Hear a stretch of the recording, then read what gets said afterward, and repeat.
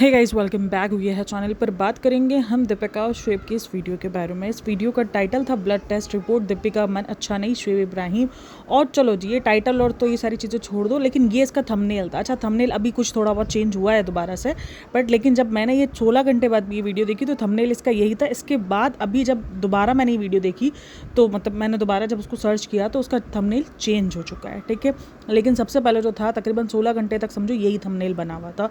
तो ये थंबनेल और ये सारी चीज़ें, इसको आप देखकर क्या समझोगे?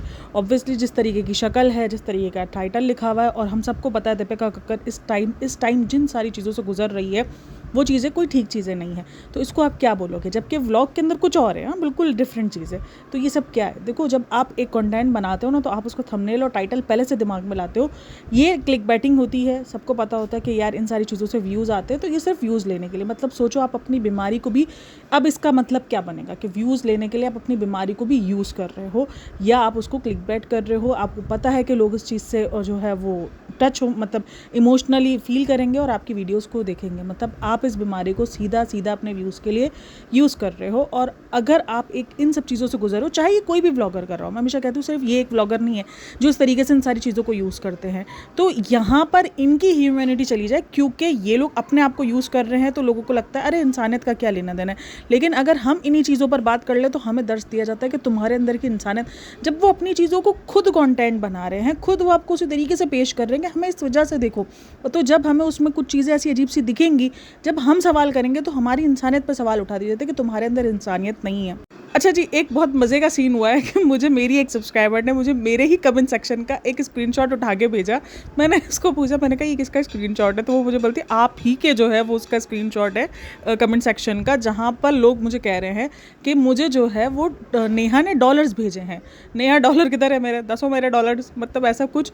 तो रही बात रिएक्शंस की, तो लोगों को ये चीज़ क्यों ऐसी फील होती है कि अगर मैं नेहा के किसी चीज़ पर सवाल उठाती हूँ तो अगर कोई चीज़ मुझे उसकी राइट लगेगी तो मुझे उसको सही बोलने का हक नहीं है। वहाँ बोल दिया जाता है कि तुम्हें डॉलर्स मिल गए। मैं तो इब्राहिम फैमिली के साथ भी यही करती हूँ कि जब मुझे उनकी कुछ चीज़ ठीक लगती है मैं उस पर सवाल उठाती हूँ, जो चीज़ गलत लगती है उस पर कॉल आउट करते हैं। इसी तरीके से रिएक्शन का मैं काम करती रहती हूँ। लेकिन नेहा को लेकर ये कौन सा ऑब्सेस्डपन है? और ये मैंने एक चीज़ नोटिस की है कि लोगों को ना, मतलब ये अजीब सी सिचुएशन में मैं बार बार चली जाती हूँ, ये सिचुएशन में ये चली जाती हूँ कि भाई लोगों को लगता है या तो मैं अगेंस्ट बोलूँ या तो मैं जो है वो साथ दूँ। मतलब जो ये बीच वाली राह है ना, जिस पर कभी कुछ सही लग रहा है कभी कुछ गलत लग रहा है, वो वाली थोड़ी सी अजीब सी सिचुएशन में आ जाते हैं। लेकिन फिर भी बहुत सारे लोगों ने इस चीज़ को एक्सेप्ट किया है। और अभी ये नेहा के मामले में हुआ है, भाई नेहा ने 1 रुपये का डॉलर नहीं दिया, और कभी वो दिए तो आप उसको बोलना वो स्क्रीनशॉट लगा दे।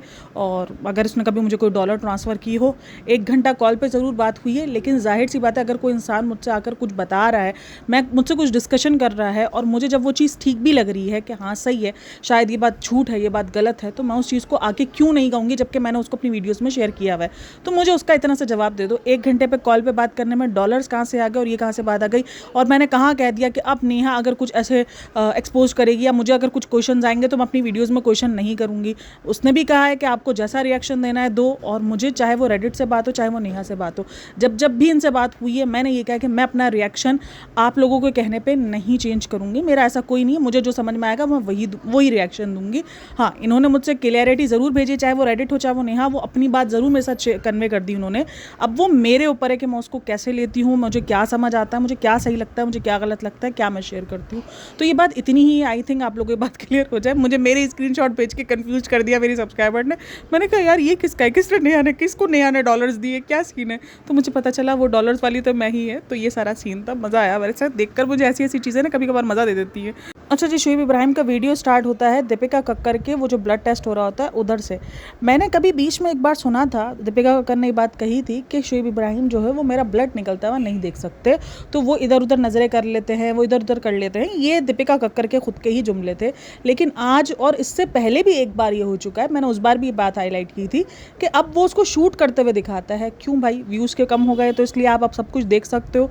मतलब ये तो कोई छोटी छोटी बात है, लोगों को ये बड़ी छोटी छोटी बात लगती है कि इतनी सी तो बात है, लेकिन ये झूठ है, ये फेक है। क्या होता है उस टाइम पर जब ये लिखा गया था, जब उस टाइम पर ये बोला गया था, कितनी सारी बीवियाँ होती है जिनके दिमागों में ये बात आती है, यार मेरा हस्बैंड तो ऐसा नहीं है, क्या मेरा हस्बैंड मुझे लेके सेंसिटिव नहीं है, क्या उसको मेरी फिक्र नहीं है कि वो तो मुझे ब्लड लगते हुए, मतलब मेरा ब्लड निकलते हुए देखता है और मुझे जो है वो देखकर हंस रहा होता है, कर रहा होता है। तो ये सारी चीज़ें ना छोटी छोटी होती है लेकिन बहुत सेंसिटिव होती हैं। ये छोटी छोटी बातें ही तो हैं जो ये फेक करते हैं, ये कुछ बहुत बड़ा फेक थोड़ी करेंगे, ये छोटी छोटी चीज़ों के अंदर तो फेकनेस दिखा रहे होते हैं। और मुझे उस दिन कल वाली पॉडकास्ट पे कहा ये बहुत छोटी छोटी बातें हैं जिनको आप हाईलाइट कर रही हो, तो ये छोटी छोटी बातें ही इनकी बहुत अजीब सी है। मतलब इतनी छोटी छोटी बातों पर झूठ बोलने की क्या ज़रूरत है, यही बात है ना। देखो इतनी छोटी सी बात है जिसको आप खुद कह रहे हो कि बहुत छोटी सी बात है, तो इस छोटी सी बात पर झूठ बोलने की ज़रूरत क्या है।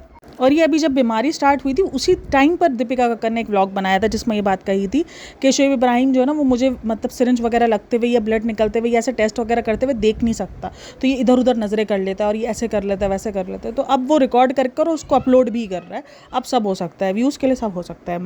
अच्छा, इनका ये जो ब्लड टेस्ट लेने के लिए भी बंदी आई थी ना, मुझे बड़ी हैरत लगी क्योंकि ना उसके मुंह पे मास्क था, ना ही उसके हाथ में ग्लव्स थे। जबकि अभी कुछ भी हो, अगर आप चलो ये तो कोरोना के टाइम का बोलते हैं, कोरोना के टाइम से ही सारी चीज़ें और ज़्यादा हो गई हैं, बट उससे पहले भी अगर आपके घर पर आप किसी को बुला रहे हो अपना टेस्ट के लिए तो वो मास्क और ग्लव्स और पहन कर आता है। इवन आपको हमें जो ना हमारी सास को एक इंजेक्शन लगवाना था, हमें वो जो नहीं जो बोन्स के इंजेक्शन होते हैं वो इंजेक्शन, इवन वो इंजेक्शन भी लगाने के लिए जब आए थे ना हमारे घर पर, तो वो भी मास्क और जो ग्लव्स है वो वेयर कर आए थे। ये आई थिंक सो ये एक रूल होता है। और जब आप इतनी बड़ी बीमारी से गुजर रहे हो तो ये तो बहुत बड़ी बात होती है कि जब आपको ये सारी हाइजीन का तो बहुत ज़्यादा ख्याल रखना पड़ रहा होता है। अच्छा, उसके बाद फिर वही ऐड की जाती है रोहान की क्लिपिंग जहाँ पर वो ड्रम वगैरह उसकी नानी लेकर आई होती है, क्योंकि नानी जो है वो पूना में गई है। अच्छा, ये ड्रम वगैरह और ये सारी चीज़ें ना मतलब ये लेकर आई हैं। ये जो किचन हाउस है ना, इसके ऊपर बड़ा बवाल चल रहा है कि किचन हाउस 1-2 दिन पहले नानी के घर में देखा गया था, तो जिसके बाद उस वक्त बहुत ज़्यादा हाईलाइट हुआ और उसके बाद दोबारा से इन्होंने अपने घर पर मंगवा लिया है इसको। तो नानी के हाउस अगर आप देखो तो रोहान जो है वो ज़्यादातर जो है वो नानी के पास ही होता है। अगर आप इनके व्लॉग्स को ही नोटिस करोगे तो वहाँ पर आपको दिखेगा कि रोहान जो है वो ऊपर मतलब बार बार नीचे से ही ऊपर आ रहा होता है जब उसको सोना होता है, जब भी उसको कुछ करना होता है। मतलब नानी सिर्फ व्लॉग के टाइम पे रोहान को लेकर आ रही होती है, वरना नानी उसके साथ नीचे ही होती है। वरना अदरवाइज़ जो है उसका अपना रूम है, वो अपने रूम में उसको ऐसा बेड वगैरह लगा दे, उसका अपना रूम सेट कर दे जहाँ पर नानी और ये दोनों बच्चे। लेकिन इनको क्योंकि दरअसल इनको देखो ना एक तरीके से दिखाना है कि रोहान हमारे साथ सोता है, रोहान को साथ हमने उसको अपने रूम में रखा हुआ है। ये लोगों के लिए बहुत बड़ी चीज़ होती है क्योंकि और आप लोगों ने अपने बच्चे को अपने साथ रखा हुआ है। अगर बच्चा अलग रूम में भी सेट है तो वो भी कोई बुरी बात नहीं है, और अगर वो साथ है तो भी कोई बुरी बात नहीं है। आपके ऊपर अपना हर पर्सन टू पर्सन डिपेंड करता है कि उसको अपने बच्चे के साथ किस तरीके से पेश आना है, उसको कैसे परवरिश करनी है, उसको कैसे करना है, ठीक है। लेकिन इनको दिखाना ये है। अब दिखाने के बाद क्या होता है कि वो जाहिर सी बात है दीपिका का खुद की भी तबीयत का है, मैं बिल्कुल इस चीज़ से डिनाई नहीं करती। लेकिन उसके बाद फिर क्या होता है कि वो बच्चा ज़्यादातर नानी के घर से, अगर आप देखो तो अक्सर वो ऊपर से वो आपको अंदर आता हुआ नज़र आएगा, नीचे से नानी के घर से ही नीचे आता हुआ नज़र आएगा कि वो नानी के घर पे सो गया था। वो सोता भी नानी के घर है, वो खाता भी नानी के घर है। अब रात का नहीं पता कि वो रात में कहाँ होता है, लेकिन वो सोता ज़्यादातर जो है वो नानी के पास ही पूरा दिन होता है, और वो भी नीचे होता है, ऊपर भी नहीं होता। तभी तो उसके ट्वाइस तक नीचे चले जाते हैं ना। जो बच्चा अगर 1-8 घंटे के लिए नीचे जा रहा हो तो वो एक अलग बात हो जाती है, लेकिन जो बच्चा मुसलसल नीचे ही है तभी उसके ट्वाइस भी उठ के नीचे चले जाते हैं, और वो भी इतने बड़े बड़े टॉयज़। वरना होता है ना कि नॉर्मली छोटे मोटे टॉयज़ को जो है वो नीचे छोड़ दिया जाता है, कुछ ऊपर रखे जाते हैं, कुछ नीचे रखे जाते हैं, तो वो ऊपर नीचे। तो ये सारी सिचुएशन है। आपका बच्चा ऊपर रहे या नीचे रहे उससे हमें कोई लेना देना नहीं है, लेकिन फिर ये जो कहानी है ना, जो एक ऑडियंस को कुछ और बताया जा रहा है और जबकि पीछे कुछ और हो रहा है, तो वो एक डिफरेंट है। तो अगर आप देखो तो आज किचन सेट इसका ना जानबूझ के फोकस करके दिखाया गया है कि ये देखो ऊपर आ गया, जबकि लास्ट वाली वीडियो में मैंने खुद देखा था, मेरे सामने वो क्लिपिंग भी आई थी जहाँ पर वो नीचे जो है वो मतलब इसका जो किचन सेट है वो कर रहा था, और इस चीज़ को काफ़ी ज़्यादा हाईलाइट किया गया। मैं थोड़ी देर के लिए वो मैंने कहा यार ये इतना हाईलाइट होने वाली बात तो नहीं है, लेकिन दरअसल फिर मुझे ये चीज़ का कॉन्सेप्ट समझ में आया कि दरअसल ये चीज़ें हाईलाइट इसीलिए होती है इनके व्लॉग्स में, क्योंकि ये लोग इस तरीके की क्लेम करते हैं। अगर आप ये बोल भी दोगे कि बच्चा नानी के पास रहता है तो क्या ही हो जाएगा कि वो नानी के घर में ही सोता है, वो ज़्यादातर नानी के पास ही होता है, तो इसमें कोई बुरी बात नहीं है। लेकिन इनको ये क्लेम भी नहीं करना। और अभी देखो अगर दीपिका कक्कर बाहर जाती है तो वो वहीं यही तकरीबन बाहर जाके बात बोलती है, मुझे ना कभी नैनी की नीड ही नहीं पड़ी। तो जो बच्चा ऑलरेडी अपनी नानी के पास नैनी तरीके से ही रह रहा है तो फिर उसको नैनी की नीड पड़ने वाली है ही कैसे, सोचने वाली बात है ना। तो बहरहाल ये सारी चीज़ें रही। उसके बाद फिर वो नमाज़ वगैरह पढ़ने के लिए गया, और फिर नमाज़ पढ़ के वो जब आया तो टेस्ट की रिपोर्ट आ चुकी थी। तो इसने फिर बैठ के बताया कि टेस्ट की रिपोर्ट बिल्कुल नॉर्मल है। ठीक है, वो बिल्कुल नॉर्मल रिपोर्ट को भी इसने जिस तरीके से पेश किया है ना थंबनेल और टाइटल बनाकर, वो इसीलिए ही पेश किया है ताकि लोग व्यूज़ दें। भाई इधर व्यूज़ की ही बात है। अगर किसी ने बोला नहीं व्यूज़ का नहीं है तो कोई नहीं, वो भी आपकी अपनी थिंकिंग है, मुझे उससे कोई इशू नहीं है। तो उधर इन्होंने बैठ के, जिस तरीके से वो बैठ के वीडियोस बनाते हैं उसी तरीके से बैठ के उसने उसके बारे में बताया कि भाई वीडियोस बोल रही हूँ, ब्लड टेस्ट की रिपोर्ट बिल्कुल ओके है। बट दीपिका इस चीज़ से खुश नज़र नहीं आ रही थी, दीपिका काफ़ी उदास नज़र आई है। अब वो शायद उस चीज़ को लेकर ओवर थिंक कर रही थी या क्या था, बट लेकिन वो बहुत ज़्यादा उदास नज़र आई है मुझे। वरना अगर वो इतनी ज़्यादा रिपोर्ट ओके थी तो वो जिस तरीके का रिएक्शन था, वो रिएक्शन मुझे बड़ा अजीब लगा दीपिका कक्कर का। खैर उसके बाद इन्होंने उठाकर डाल दिया डॉक्टर पे कि डॉक्टर ने हमें कुछ ऐसा डाइट का नहीं कहा, क्योंकि अब तो ये बहुत ज़्यादा स्ट्रिक्ट का डाइट कर रही है। डॉक्टर ने हमें नहीं कहा कि डाइट वगैरह कुछ ऐसे करो, और डॉक्टर ने नहीं कहा कि आप कुछ खाओ पियो नहीं, डॉक्टर ने हमें कहा कि बस फ्रेश फूड खाओ। तो अगर डॉक्टर ने आपको बाहर के खाने का मना नहीं कहा और सिर्फ ये कहा कि फ्रेश फूड खाओ, तो इतनी नॉलेज, इतना दिमाग तो आपके अंदर भी होना चाहिए कि जो बाहर का खाना होता है वो फ्रेश है या नहीं है, वो आपको कैसे पता चलेगा। कोई भी इंसान ये क्लेम कर रहा है कि बाहर का खाना फ्रेश है, तो क्या आप उस चीज़ पर यकीन कर लोगे? और इतना तो कॉमन सेंस सब में होता है। और मुझे नहीं समझ में आ रहा कि डॉक्टर इतनी बड़ी मतलब इतनी बड़ी बीमारी के अंदर बाहर का खाना कैसे अलाउ कर रहे हैं। मुझे ये चीज़ थोड़ी सी अजीब लगती है, क्योंकि अगर आपको एक फूड पॉइजनिंग भी हुई है तो आपका सबसे पहले जो डॉक्टर है वो बाहर का खाना आपको मना कर देते हैं कि घर में दही खिचड़ी इस तरीके का आप खाना खाओ, बहुत लाइट सा खाना खाओ। आपको जब इतनी सी बीमारी के अंदर आपको इतनी रिस्ट्रिक्शंस दे दी जाती है, तो ये तो इतनी बड़ी बीमारी है, तो उस पर आपको डॉक्टर क्यों स्ट्रिक्ट नहीं हुए? क्यों उन्होंने ये चीज़ का अलाउ कर दिया कि आप बाहर का खाना खाओ? और अब बोला कि अब तो हमने सब मना कर दिया, अब तो हमने डाइट वगैरह जो है वो डाइट चार्ट में जो है वो एक बना लिया, कर लिया है। तो ये चीज़ें पहले क्यों नहीं कही? जब आप इस तरीके से एक बीमारी में गए तो आपने इस चीज़ों का पहले ध्यान क्यों नहीं रखा? मतलब क्या लोग हैं कि एक बार तो इन लोगों ने झटका खा लिया इन सारी चीज़ों की वजह से, दोबारा भी नहीं सुधरे, दोबारा भी झटका, जब दोबारा ये सारी चीज़ें आई हैं तो इसके बाद झटका आया है। मतलब ये कैसे लोग हैं? इन्होंने देखो, दीपिका कक्कर ने क्या कहता, सब कुछ थोड़ा थोड़ा करके स्टार्ट, इतने से में क्या हो जाएगा, इतने से में सबसे ज़्यादा मीठा। यार हमारे घर के अंदर भी हमने ऐसे पेशेंट्स देखे हैं जो कि इसी बीमारी से जूझ रहे हैं, उनको डॉक्टर ने मना किया है इस सारी चीज़ों का कि आपको मीठा नहीं खाना, आपके लिए मीठा जहर है। उसने मीठा जहर के मतलब जहर को और मीठे को एक साथ कंबाइन करके पेश किया है कि आप मीठा ज़िंदगी भर, चाहे आप अभी इस बीमारी से निकल भी जाओगे, उनको तो ज़िंदगी भर ही मना कर दिया कि आप ज़िंदगी भर अवॉइड करोगे मीठा, आपके लिए मीठा इतना ज़्यादा डेंजर हो चुका है। मतलब एक इतनी बड़ी बीमारी के बाद भी आप सीरियस नहीं हुए थे, आपको जब तक दोबारा धचका नहीं मिला, दूसरा धचका नहीं मिला। मतलब ये मुझे थोड़ा सा सुनकर इनकी हैरत हुई है कि अब तो ये इतनी स्ट्रिक्ट हो गई, इतने प्राउडली बता रहे कि ये स्ट्रिक्ट हो गई है। भाई ये स्ट्रिक्टनेस तो आपको उसी वक्त ही हो जाना चाहिए था जब आपके सामने ये बीमारी निकल कर आई। मतलब सारा सब कुछ तो छोड़ ही दो, इलाज वगैरह तो उसका छोड़ ही दो, उसी वक्त से आपको स्ट्रिक्ट हो जाना चाहिए था जब ये बीमारी निकल कर आए। आप किचन में ले जाने पर तो स्ट्रिक्ट हो जाते हो, लेकिन आपने इन सारी चीज़ों को क्यों नहीं रोका कि ये चीज़ें मत खाओ? आप तो स्ट्रिक्ट हो ना इन सारे मामलों में। चलो आपका हाल सभा वाला होता तो समझ में भी आता, लेकिन आप तो वैसे ही हर किसी को लेकर सब कुछ ताने दे देते हो, अपनी अम्मी को ताने दे देते हो, सबको उठा उठा के ताने दे देते हो कि ये मत खाओ, स्ट्रिक्ट रहो, डाइट करो, ये करो, वो करो। तो आप अपनी बीवी की इतनी बड़ी बीमारी के बाद भी कैसे हल्के में आ गए कि आपकी बीवी आपकी सुनती नहीं है? लेकिन वो हमें तो ये दिखाती है कि उसको अगर एक चूड़ी दाल में चाहिए तो वो आपसे भीख मांग रही है, उसको एक डिनर सेट भी चाहिए तो आपसे भीख मांग रही है कि मुझे दिला दो, मुझे दिला दो। और आपके चक्कर में वो किचन में उसने अपनी फेवरेट हॉबी छोड़ दी है, जिसको खाना पकाना, कुकिंग करना है।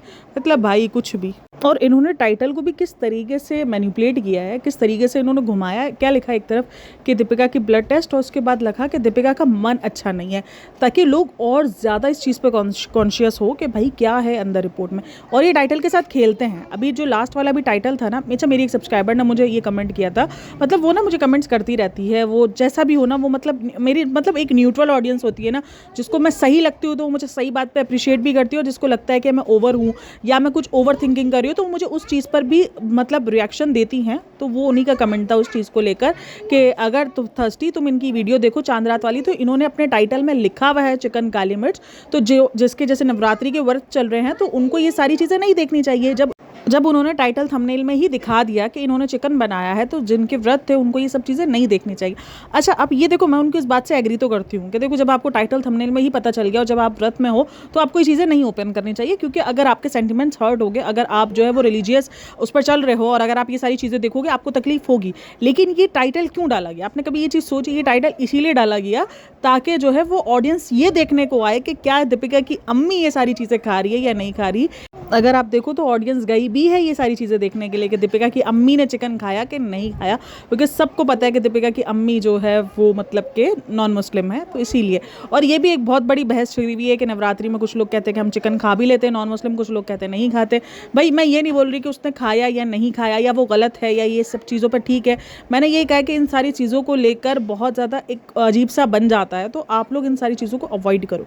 जो मुस्लिम्स है वो भी अवॉइड करें, जो नॉन मुस्लिम्स है वो भी अवॉइड करें। जो चीज़ें ये मुस्लिम नॉन मुस्लिम और इन सारी चीज़ों से मतलब ये सारी चीज़ें बन जाती है। बस मेरा ये वाला मोटिव है। बाकी मैं ना उनको गलत कह रही हूँ ना उनको गलत कह रही हूँ कि उसने क्यों खाया, उसने क्यों खाया, उसने क्यों दिखाया ना। उनकी अपनी चॉइस है, उनको दिखाना है, खाना है, जो करना है उनकी अपनी अपनी चॉइस है। सबकी अपनी अपनी चॉइस है। जिनको जो करना है उनको जीने का हक है पूरा।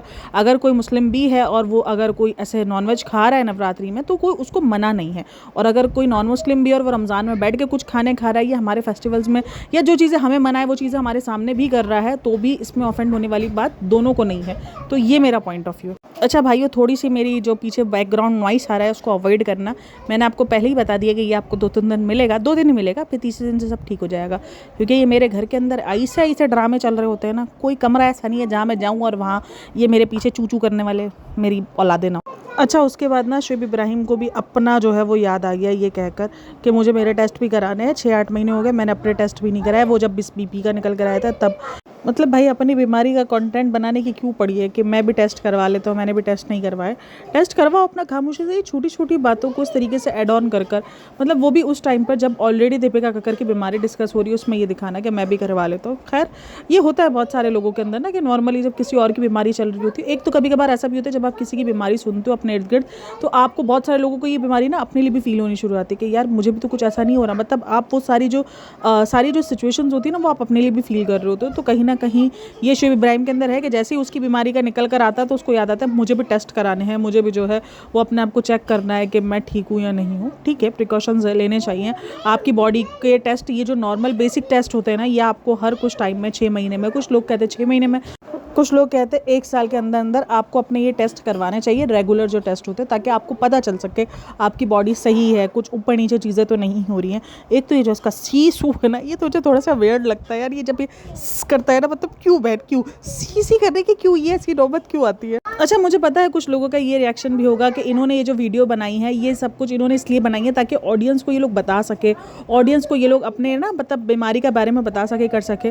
तो देखो, जिसको बीमारी के बारे में बताना करना होता है ना, वो जस्ट एक शॉर्ट वीडियो बना के भी, रील्स बनाकर भी अपलोड कर देते हैं। मतलब जो ऑडियंस को या तो रील बनाकर या तो पोस्ट लगाकर किसी भी तरीके से अपलोड कर सकते हैं। और अगर मैं आपको बता दूं तो जो शॉर्ट वीडियो है वो आपकी ज़्यादा वायरल होती है बनिस्बत लॉन्ग वीडियोज़ के। तो जिसको सिर्फ ऑडियंस को ही बताना हो, भाई इन वीडियोज़ का मतलब पैसा कमाना होता है। जब आप लोग को ये चीज़ें हमारे सुनने पर बहुत बुरी लग रही होती है कि यार आप लोग कैसे बोल रहे हो, इनको ये पैसा कमाना है, तो ये सब चीज़ें आपको दिखेंगी, ये सब चीज़ें आपको फील होंगी अगर आप इनकी वीडियोज़ को देखो। आज की वीडियो को जिस तरीके से उन्होंने पेश किया, ये क्लिक बैटिंग ही है। और क्लिक बैटिंग करना मना नहीं है, मैंने कभी नहीं कहा कि एक गलत चीज़ है, नहीं करनी चाहिए, ये नहीं करनी चाहिए। लेकिन अगर किसी बीमारी पर क्लिक बैटिंग हो रही है तो अब आप खुद ही सोच लो वो माइंडसेट। अच्छा, उसके बाद दीपिका जो ना वो घूम रही होती है और वो काफ़ी लो होती है। उसकी शक्ल मैंने आपको पहले ही कहा ना, जब वो बीमार मतलब टेस्ट रिपोर्ट बताने के लिए बैठी तब वो बहुत ज़्यादा लो है, वो बहुत ज़्यादा मतलब अजीब सा उसका मूड नज़र आ रहा है। उसकी तबीयत जो है वो पता नहीं, वो अप एंड डाउन है, कुछ भी है, लेकिन चल रहा है कुछ ना कुछ ऐसा उसके दिमाग में। तो अगर आप देखोगे वहाँ पर ये सारी बात हो रही होती है, तब वो घूम भी रही होती है, तब भी उसका मूड ऑफ होता है। तब वो उसको बोलता है इसका मूड आज ऑफ है, तो एक काम करो, तुम जाके किचन के अंदर जाके तुम काम कर लो और तुम जो है वो किचन में कुछ एक आध डिश बना लो। तो उस पर फिर वो एक्सप्लेनेशन देता है कि मैंने उसको स्ट्रिक्टली मना किया हुआ है क्योंकि कुछ मेहमान भी आने वाले हैं, 2-3 बंदे। मुझे क्यों ऐसा लग रहा है कि वो जो माता जी हैं वही सब आने वाले हैं। खैर, उसने कहा कि मेहमान आने वाले हैं कुछ, तो उसके लिए उसको कुकिंग वगैरह मैंने इसको सख्ती से मना किया हुआ है कि तुम कुकिंग वगैरह करने नहीं जाओगी, तुम जो है वो मतलब बैठी रहो। उसके बाद बोलता है इसीलिए मुझे लग रहा है कि अब इसको आधे पौने घंटे की छूट दे देनी चाहिए। अच्छा, एक तो ठीक है, चलो जी आप केयर कर रहे हो, वो एक चीज़ है, लेकिन ये केयर सिर्फ किचन के टाइम पर ही क्यों है, बाकी सारी चीज़ों पर ये केयर क्यों नहीं है।